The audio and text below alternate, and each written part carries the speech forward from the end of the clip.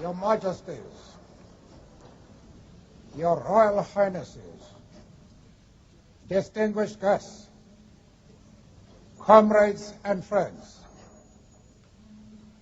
today all us do, by our presence here and by our celebrations in other parts of our country and the world, confer glory and hope to newborn liberty. Out of the experience of an extraordinary human disaster that lasted too long, must be born a society of which all humanity will be proud. Our daily deeds as ordinary South Africans must produce an actual South African reality that will reinforce humanity's belief in justice, strengthen its confidence in the nobility of the human soul, and sustain all our hopes for a glorious life for all. All this we owe both to ourselves and to the peoples of the world who are so well represented here today. To my compatriots, I have no hesitation in saying that each one of us is as intimately attached to the soil of this beautiful country as are the famous jacaranda trees of Pretoria and the mimosa trees of the bushveld. Each time one of us touches the soil of this land, we feel a sense of personal renewal. The national mood changes as the seasons change. We are moved by a sense of joy and exhilaration when the grass turns green and the flowers bloom. That spiritual and physical oneness we all share with this common homeland explains that the depth of the pain we all carried in our hearts as we saw our country tear itself apart in terrible conflict, and as we saw it spent, outlawed, and isolated by the peoples of the world, precisely because it had become the universal base of the pernicious ideology and practice of racism and racial oppression. We, the people of South Africa, feel fulfilled that humanity has taken us back into its bosom, that we, who were outlaws not so long ago, have today been given the rare privilege to be host to the nations of the world on our own soil.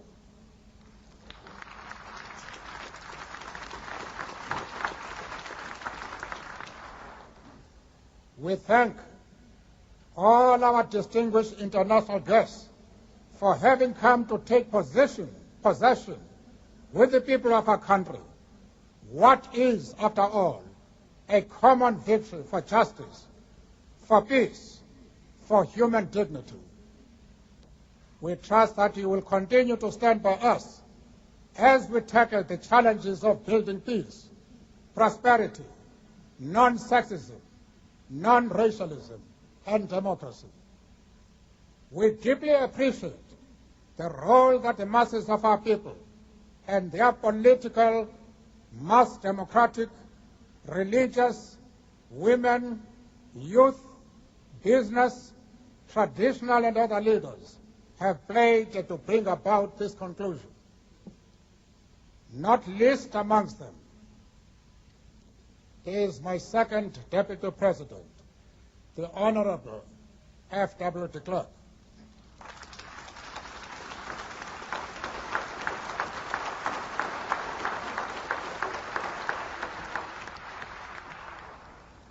We would also like to pay tribute to our security forces in all their ranks for the distinguished role they have played in securing our first democratic elections and the transition to democracy from bloodthirsty forces which still refuse to see the light. The time for the healing of the wounds has come. The moment to bridge the chasms that divide us has come. The time to build is upon us. We have at last achieved our political emancipation. We pledge ourselves to liberate all our people from the continuing bondage of poverty, deprivation, suffering, gender, and other discrimination. We succeeded to take our last steps to freedom in conditions of relative peace. We commit ourselves to the construction of a complete, just, and lasting peace. We have triumphed in the effort to implant hope in the breasts of the millions of our people.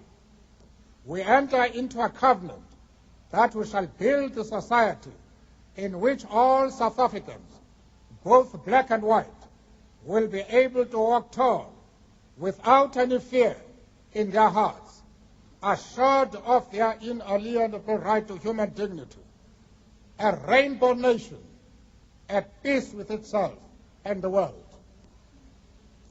As a token of this commitment to the renewal of our country, the new interim government of national unity will, as a matter of urgency, address the issue of amnesty for various categories of our people who are currently serving terms of imprisonment.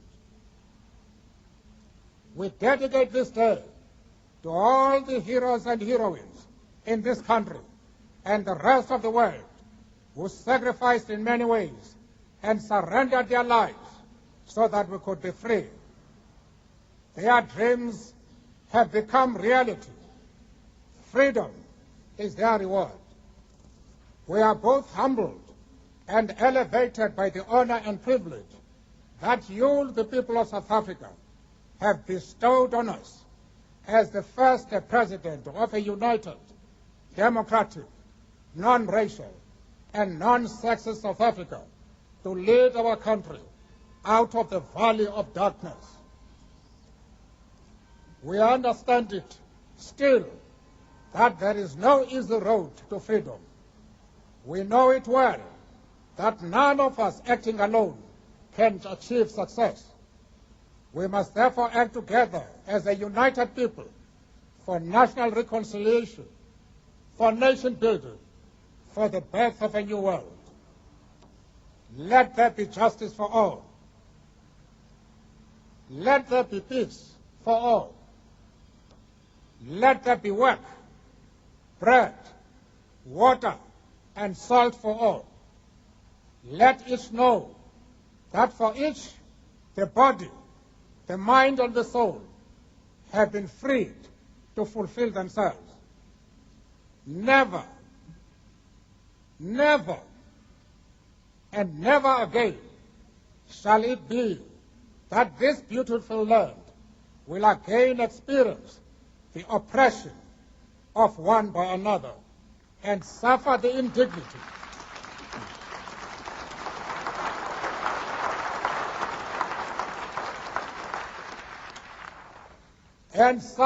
indignity of being the skunk of the world. The sun shall never set on so glorious a human achievement. Let freedom reign. God bless Africa. I thank you.